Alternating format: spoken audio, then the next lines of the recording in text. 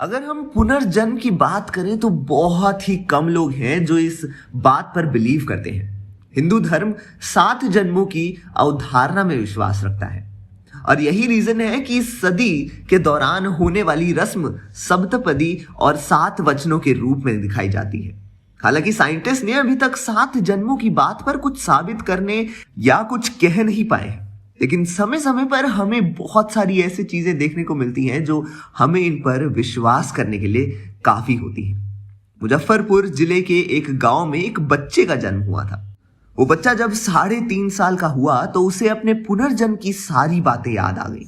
वीर सिंह ने अपने पेरेंट्स को बताया कि वो शिखरपुर के रहने वाले एक पंडित लक्ष्मी चंद के बेटे थे जिनका नाम सोमदत्त था।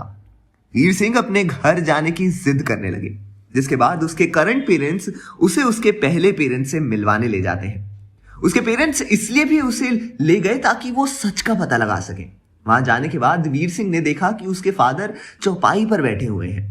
उसने जैसे ही लक्ष्मीकांत को देखा, वो पिताजी बोलते हुए लक्ष्मीकांत से लिपट जाता है। वीर सिंह के पिता को भी बहुत अच्छा लगता है कि वो अपने बेटे से दोबारा मिल पाया। वहीं गांव के दूसरे लोगों को समझ नहीं आ रहा था कि ये क्या हो रहा है।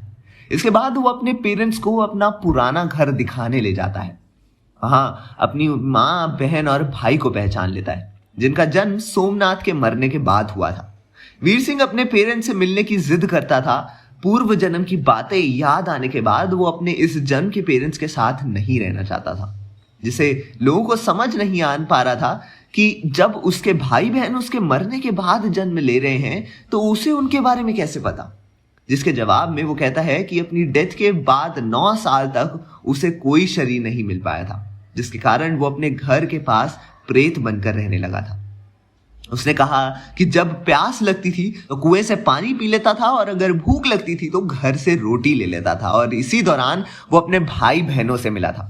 धीरे धीरे करके वो अपने जन्म से पहले की सारी बातें बताता है। इन सब के बाद वो अपनी डेथ का रीजन भी बताता है, जिसे सुनने के बाद सबको विश्वास हो जाता है कि वीर सिंह ही सोमनाथ है। वीर सिंह कुछ दिन वहां रहने के बाद अपने घर लौट आता है। उसके पेरेंट्स उसे पढ़ाते हैं, वो पढ़ने में अच्छा होता है।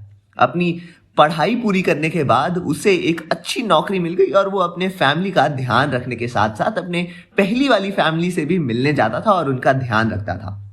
वो कहता है कि वो एक पीपल के पेड़ के पास रहता था। 9 साल तक वो उसी पीपल के पास ही रहा करता था, जिसके बाद सभी ये समझ जाते हैं कि वीर ही सोमनाथ है। इस सच्ची घटना को एक बुक में भी मेंशन किया गया था, जिसका नाम परलोक और पुनर्जन्म की सत्य घटनाएं हैं। वीर सिंह ने कहा था कि एक बार वो अपने दोस्तों के साथ खेल रहा था और पूर्व जन्म की माँ उसके सामने से गुजरी। माँ को देखते ही उसे पूर्व जन्म की सारी बातें याद आ गई थी। फिल्म करण अर्जुन 2 में भी हमें ऐसे ही कुछ कहानी देखने को मिलने वाली है जो हमें पूर्व जन्म के बारे में और जानने के लिए प्रेरित करेगी। तो आप हमें बताइए कि आप कितने एक्साइटेड हैं करण अर्जुन 2 देखने के लिए, और तब तक के लिए देखते रहिए हमारा चैनल बॉलीग्राज स्टूडियोज।